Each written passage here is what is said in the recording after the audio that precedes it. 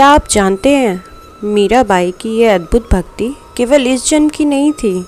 इसका बीज तो द्वापर युग में ही बो दिया गया था, जब मीरा एक वैष्णव परिवार की गोपिका थी।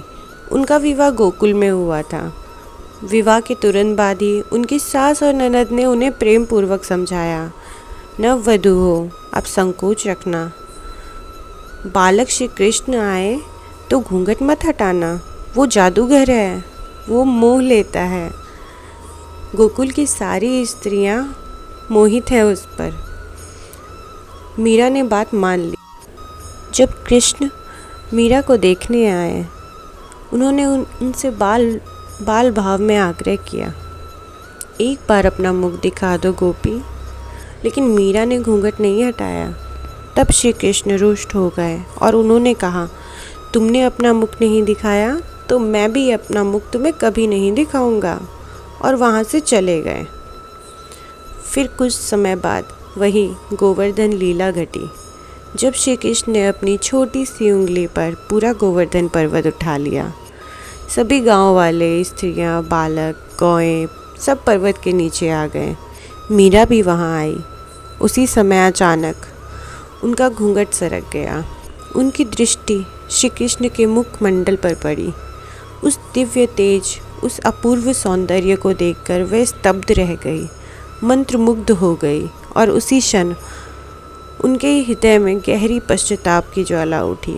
उन्होंने मन ही मन श्री कृष्ण से क्षमा मांगी। प्रभु, मैं आपको पहचान नहीं सकी। आपके रूप को निहारने से स्वयं को रोके रखा। इतने दिन आपके दर्शन से वंचित रही। कृपा करिए, मुझे क्षमा कर दीजिए। लेकिन श्री कृष्ण तो पहले ही कह चुके थे, मैं अपना मुख नहीं दिखाऊंगा। इसलिए उन्होंने मुख फेर लिया। मीरा रोती रही, अश्रुओं से भीगे नेत्रों से खड़ी रही। तब श्री कृष्ण का हृदय द्रवित हो गया और उन्होंने करुणा से कहा, इस जन्म में नहीं, लेकिन अगले जन्म में मैं तुम्हारा नाम सदा के लिए अपने नाम से जोड़ दूंगा। हम दोनों की कथा अमर हो जाएगी। और इसी वचन के साथ श्री कृष्ण ने मीरा के अगले जन्म का बीज बो दिया। यही थी मीराबाई के वो पूर्व जन्म की कथा, जिसने उनकी संपूर्ण जीवन यात्रा को श्री कृष्ण प्रेम की अखंड ज्योति बना दी। कलयुग आया। मीराबाई का जन्म हुआ राजस्थान के गांव में, वैष्णव राजकुल में। बचपन से ही वो कृष्ण भक्ति में लीन। बचपन से ही कुछ अलग थी मीरा।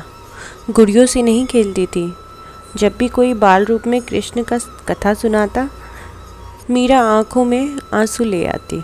एक दिन मीरा अपनी माँ से पूछती है, माँ, मेरा दूल्हा कौन है?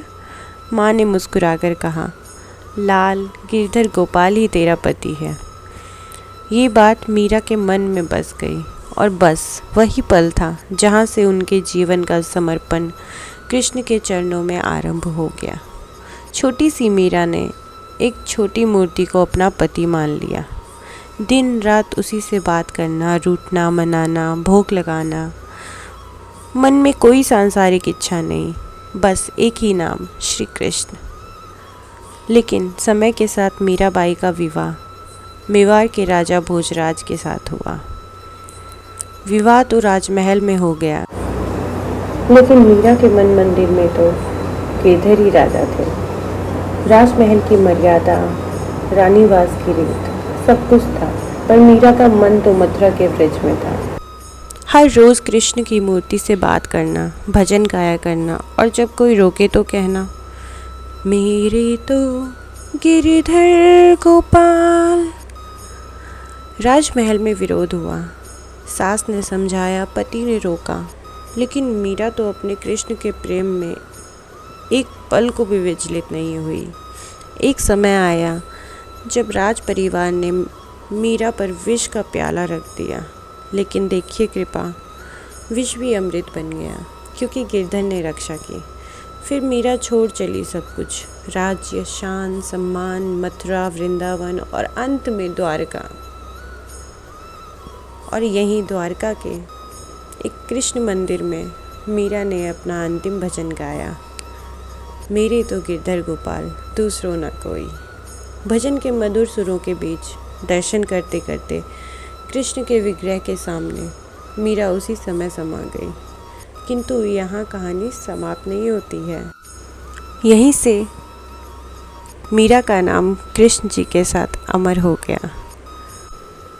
तो आपने सुना एक ऐसी भक्ति की अमर कहानी जिन्होंने संसार का सब सुख त्याग कर बस एक नाम लिया, श्री कृष्ण का, जिनकी भक्ति के सामने विष भी अमृत बन गया और जिनका प्रेम इतना पवित्र था कि उनका नाम सदा के लिए गिरधर गोपाल के साथ जुड़ गया।